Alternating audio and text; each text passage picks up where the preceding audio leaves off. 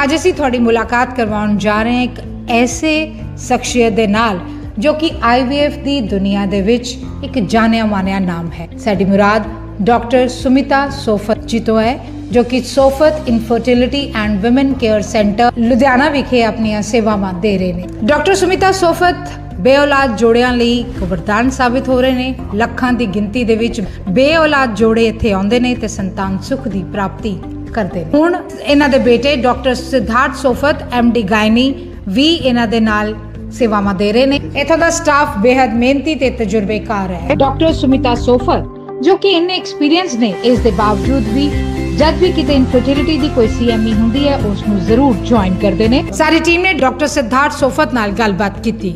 आओ चलते हैं डॉक्टर सुमिता सोफत हॉस्पिटल लुधियाना। दर्शकों, पंजाब प्लस चैनल पे आपका स्वागत है। आज हम आए हैं सोफत इनफर्टिलिटी, एक ऐसा हॉस्पिटल जिन्होंने अब तक हज़ारों की गिनती में उन निसंतान जोड़ों को ज़िंदगी दी है जिनको आस बिल्कुल ख़त्म हो चुकी थी, कम आस थी। और अब डॉक्टर सुमिता सोफत जिन्होंने अपनी ज़िंदगी लगाई, उनके बेटे जो उनको फॉलो कर रहे हैं, जिन्होंने MS की और अपनी मम्मा का जो एक अंपायर बनाया हुआ था उसी में आकर अपनी सेवाएं मम्मा के साथ शुरू कर दी और हर तरह की जटिल से जटिल सर्जरीज अब यहाँ पर हो रही हैं। बात कर रहे हैं डॉक्टर साहब। डॉक्टर साहब, स्वागत है आपका हमारे स्पेशल शो में। थैंक यू जी, आप इधर आए। डॉक्टर साहब, क्या कहना चाहेंगे कि जैसे मम्मा ने सारी ज़िंदगी लगाई, आप लोगों ने इसको एक वेलनेस के ऊपर काम किया, हमेशा पेशेंट्स का ध्यान रखा और यही कारण है कि आज जब IVF का नाम आता है तो वर्ल्ड में डॉक्टर सुमिता सोफत का नाम जो है सबसे ऊपर आता है। क्या कहना चाहेंगे? उनकी इतने सालों की मेहनत है। अगर आप देखोगे पिछले मतलब जब मैं पैदा भी नहीं हुआ था वो तब से IVF कर रही हैं। मतलब तब से वो उन्होंने अपनी लाइफ इस चीज़ में डेडिकेट कर दी। एंड मेरे को भी एक बहुत मतलब कहते हैं कि प्लेटफॉर्म मिला है, तो हाँ मेरे पे भी एक प्रेशर है कि उनकी जैसे मैंने अच्छा काम करना है। एंड हाँ मज़ा भी आता है पूरा दिन इधर काम करके, तो हम वेरी हैप्पी। क्या कहना चाहेंगे कि आप हर जो इनफर्टिलिटी वाला पेशेंट है उसको IVF सजेस्ट नहीं करते? बहुत सारे पेशेंट हैं जिनको आप लोग सिंपल प्रोसीजर्स के साथ ही जो है अटैच करते हैं एंड दे कंसीव।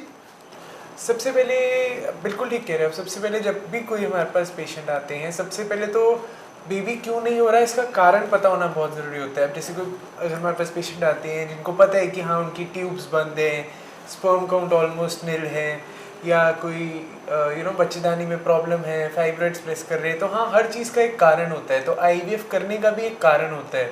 तो अगर कोई पेशेंट हमारे पास नॉर्मल आते हैं हाँ कि हमें सीधा IVF कराने, ऐसा नहीं होएगा। पहले उनकी इन्वेस्टिगेशंस होती हैं।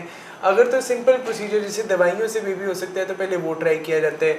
उससे नहीं हुआ तो ओवुलेशन इंडक्शन दवाइयों से हो सकता है, फिर IUI हो सकता है। मतलब अकेला हर पेशेंट आया उसको डायरेक्टली IVF कराने की ज़रूरत नहीं होती। मतलब एक इंडिकेटेड प्रोसीजर ही करना चाहिए। दरअसल क्या कहना चाहेंगे कि आपके पास कई बार यंग ब्लडेड भी आ रहे हैं, उनको भी प्रेशर में आ जाते हैं, क्योंकि अगर 2-4 जने पूछ लेते हैं कि हाँ क्यों नहीं हुआ क्यों नहीं हुआ, तो वो लोग प्रेशर इतना ज़्यादा ले जाते हैं। वो आते हैं नहीं नहीं डॉक्टर साहब आप जैसे भी करो हमारा IVF कर दो। आप उनको जब सजेस्ट करते हैं, जब उनसे बातचीत करते हैं, जब उनका प्रेशर रिलीज़ करते हैं और वो जब वो दिन बताते हो आप उनको कि इन दिनों में आपने मिलना है, वो मिलते हैं और कंसीव कर जाते हैं। और वो हमेशा उनके माइंड में रहता है कि ये एक ऐसा हॉस्पिटल है जो फर्टिलिटी का केंद्र है, इसमें केवल IVF नहीं, ये फर्टिलिटी केंद्र है। बिल्कुल ठीक कहा आपने। जैसे जब भी कोई यंग कपल्स आ जाते हैं, अभी शादी को 1 साल भी नहीं हुआ होता, मतलब एज भी 25-26 की बेबी नहीं हो रहा, उनको कुछ नहीं, सिर्फ रीअश्योर करना है कि अभी मतलब ना आपको कोई इन्फर्टिलिटी नहीं है, अभी वेट कर लो। फिर भी हाँ अगर वो टेस्ट कराना चाहते हैं हम ज़रूर टेस्ट करके देखते हैं कि अगर कोई प्रॉब्लम है तो अर्ली डायग्नोज हो जाए, वो करना ज़रूरी होता है। बट अगर सब कुछ नॉर्मल है तो सिंपल रीअश्योरेंस उनको नॉर्मली बता कि हाँ पीरियड्स के ये दिन और ये दिनों में बच्चा होने का सबसे ज़्यादा चांस है ना, वो कंसीव कर जाते हैं। अब मैं आपको एक स्टोरी बताता हूँ। हमारे पास जैसे एक पेशेंट आए, उनका हमारे से मतलब लैप्रोस्कोपी का प्रोसीजर होना था, उनकी बेबी नहीं हुआ था 4-5 सालों से। वो इधर आए, उनके टेस्ट वगैरह हुए, सेकंड विजिट आए, कहते हैं हम प्रेग्नेंट हो गए। कहते हैं भगवान ने हमें बोला था हमें इधर आने प्रेग्नेंट होने के लिए, हम भी कितने खुश थे।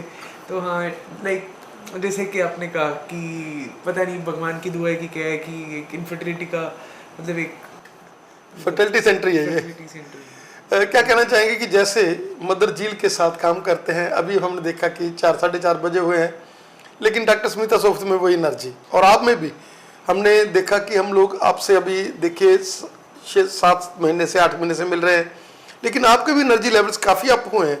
क्या कहना चाहेंगे कि मम्मा को देख देख कर धीरे धीरे, क्योंकि जो भी नो डाउट कि आप अपने काम में बहुत परफेक्ट थे, लेकिन ये ज़िंदगी है, इसमें चलना है, लोगों के साथ विचरना है, अब आपको धीरे धीरे जो है मम्मा को फॉलो करके आप में भी वही एनर्जी जो आ रही है। हम बिल्कुल आती है जी। अब लाइक अगर आप पूरा दिन जैसे लोगों की कहानियाँ सुनो, उनकी बातें सुनो, और जब रोज़ कोई पॉजिटिव पेशेंट आता है, कोई मिठाई आती है, तो आपको डेली एक नया सोर्स मिलता है मोटिवेशन का। मतलब जब जैसे मैं आता था, मतलब जब मैं नया नया आया था, मेरे को ना मतलब इतना जैसे आइडिया नहीं था कि हाँ कि आईवीएफ इतना इमोशन वाला एक वो है। फिर जैसे रोज़ पेशेंट्स आते हैं, कोई अपना बेबी मिलाने आ जाते हैं, किसी कोई बर्थडे पे आ जाते हैं, कोई अभी प्रेगनेंसी आई होती है इतने साल के अंदर, वो मिठाई देते हैं, मम्मा को ग्रीट करते हैं, तो मतलब बहुत एक मतलब ना इतनी मोटिवेशन मिलती है कि क्या बताऊँ आपको। तो हाँ, जब तक हम अस्पताल में होते हैं बहुत खुश होती है। क्या कहना चाहेंगे कि मेल इनफर्टिलिटी के लिए ये सेंटर अब एक बहुत बड़ा जो है और भी सेंटर बन चुका है, क्योंकि लोग पहले मेल इनफर्टिलिटी वाले कई बार, फिर भी चाहे ये मेल इनफर्टिलिटी पहले से ही हम लोग कर रहे हैं, लेकिन फिर भी एक लेडी डॉक्टर से बात करना उनको थोड़ा सा प्रेशर रहता था। अब आप आ गए हैं, आपसे लोग डिस्कस करते हैं और काफ़ी रिजल्ट ओरिएंटेड और भी ज़्यादा बढ़ गया है। हाँ जी सर, जैसे मतलब ना सबसे पहले पेशेंट को कंफर्टेबल करना बहुत ज़्यादा ज़रूरी होता है। नेचुरली कोई प्रॉब्लम है तभी वो हमारे पास आ रहे हैं, अगर कोई नॉर्मल होगा तो नहीं आएगा। एंड इसमें कोई वो घबराने की बात नहीं होती। अगर मान लो अगर हम आईवीएफ से बात करें, तो अगर किसी का लो स्पर्म काउंट है या इवन एजोस्पर्मिया है, नील स्पर्म है, तो पेशेंट को एजुकेट करना बहुत ज़्यादा ज़रूरी है कि आज की डेट में आईवीएफ ने इतनी तरक्की कर ली है कि अगर आपकी रिपोर्ट में 0 स्पर्म भी है बट आपकी बॉडी के हार्मोन्स नॉर्मल है, FSH तो आपका बेबी आप खुद ले सकते हो, डायरेक्टली टेस्टिस से निकाल लो स्पर्म्स एंड एडवांस आईवीएफ के थ्रू बेबी बना लो। ये पेशेंट को एजुकेट करना बहुत ज़रूरी है। मैं अपना पूरा कोशिश करता हूँ कि जो भी पेशेंट आए एटलीस्ट समझ के जाएँ और एजुकेट होके जाएँ, कि मतलब उन्हें पता हो कि हाँ ये प्रॉब्लम है, हमें ये ट्रीटमेंट कराना है, ये चांसेस है। जैसा क्या कहना चाहेंगे कि लंबे समय से हम लोग, अगर हम बात कर लें उन स्टूडेंट्स की जो पढ़ाई करते हैं, लेडीज़ की, लड़कियों की, बाहर जाना होता है, उसके लिए हमारे पास यहाँ पर oocyte फ्रीजिंग का और हर तरह की जो भी आईवीएफ के साथ, जो भी फर्टिलिटी के साथ चीज़ें जुड़ी हुई हैं, इस हॉस्पिटल में लंबे समय से हम लोग अवेलेबल करा रहे हैं। अगर हम बात करें एग फ्रीजिंग की, तो इतने सालों से यहाँ पर पेशेंट्स आते हैं अकेले। जैसे कई आज की डेट में फीमेल्स बहुत ज़्यादा करियर ओरिएंटेड हो गए, जिसमें कोई गलत बात नहीं है, तो but age is also very important factor fertility के लिए। तो अगर जैसा कि हमें पता है कि 30 के बाद एक क्वालिटी, एक क्वांटिटी, नंबर भी कम हो जाता है, तो हाँ कई पेशेंट्स ऐसे आ जाते हैं even if they are unmarried या उनका लेट मैरिज का प्लान है, तो यहाँ पर अपने oocyte फ्रीजिंग की हमारे पास अवेलेबिलिटी है। इवन कैंसर पेशेंट्स जिनका बाय सम रीज़न कोई बड़ी सर्जरी होनी है, जिससे रेडिएशन पड़ती है, जिससे ओवरीज की एग बनाने की कैपेसिटी ख़त्म हो जाती है, तो वो भी अपने आके एग फ्रीज यहाँ पर कराते हैं। तो हाँ, एग फ्रीजिंग की फैसिलिटी तो काफ़ी टाइम से है अपने पास। डॉक्टर साहब क्या कहना चाहेंगे, और क्यों हमारा हॉस्पिटल लोगों से डिफरेंट है? क्यों डॉक्टर स्मिता सोफत को लोग ये मानते हैं, इस हॉस्पिटल को, कि ये फर्टिलिटी का सबसे बड़ा केंद्र है? क्या क्या हमारे पास वैसी, क्योंकि हमने लास्ट टाइम मशीन्स को भी देखा था, वर्ल्ड की लेटेस्ट मशीन्स, और इतनी स्टरलाइजेशन का आप लोग ध्यान रखते हैं, और उसके साथ साथ क्या क्या नई नई चीज़ क्या है जिसके लिए लोग आपको जो है प्रेफर करते हैं? सबसे पहले तो अलग क्यों है ये तो आप आके जानिए, जब आप आओगे मिलोगे आपको तभी फ़र्क पता लग जाएगा। एंड अगर हम हाँ मशीन्स की बात करें, इक्विपमेंट्स की बात करें, तो सारी लेटेस्ट इंटरनेशनल स्टैंडर्ड अपने पास ट्राई गैस इंक्यूबेटर्स है, लेज़र हैचिंग मशीन है, MC मशीन है, ऐसे मैं 10 नाम और ले लूँगा, बट हाँ जितनी भी अवेलेबल चीज़ें हैं सारी यहाँ पर आपको अंडर वन रूफ मिल जाती है। एंड एक ही टीम है डॉक्टर्स की, वही हम सारा पेशेंट को इन हाउस ट्रीटमेंट देते हैं with all the latest medical equipment जो भी अवेलेबल है इस फील्ड में। और सबसे बड़ी बात है कि आप लोग खुद जो है काउंसिल करते हैं, आप पेशेंट के टाइम लेते हैं काफ़ी। जैसे डॉक्टर साहब कई बार अनडिफाइंड ट्यूबरकुलोसिस होता है, तो इनको सारा, क्योंकि इतना ज़्यादा एक्सपीरियंस हो गया कि जो जो हर्डल्स हैं, जो जो बैठे हुए हैं, दुश्मन बैठे हुए हैं इनफर्टिलिटी के कारण बनने के लिए, वो इतना ज़्यादा डॉक्टर साहब आप कर चुके हैं कि इनका तो कई बार नहीं आता टेस्ट में भी कि ट्यूबरकुलोसिस है, फिर भी डॉक्टर साहब बता देते हैं कि नहीं ये तो ट्यूबरकुलोसिस के कारण हर्डल पड़ रही है, और वाकई वो वही निकलती है। बिल्कुल सर, जैसे जिनमें डाउट होता है स्टेरोस्कोपिकली सैंपल ले सकते हो, लैप्रोस्कोपी करके देख सकते हो, बहुत सारे साइंस होते हैं, तो मतलब ना एक एक्सपीरियंस होता है कि देख के पता चल जाता है कि हाँ इनको एब्डोमिनल टीबी होगा। फिर वो कंफर्म हो जाता है, जब हिस्टोपैथ लो तो उनको टीबी आ जाता है, फिर उसमें टीबी की दवाई दे दी जाती है, बट हाँ मतलब इन्वेस्टिगेट करके इजीली पता चल जाता है, ऐसी कोई बात नहीं होती एंड ठीक हो जाता होता है।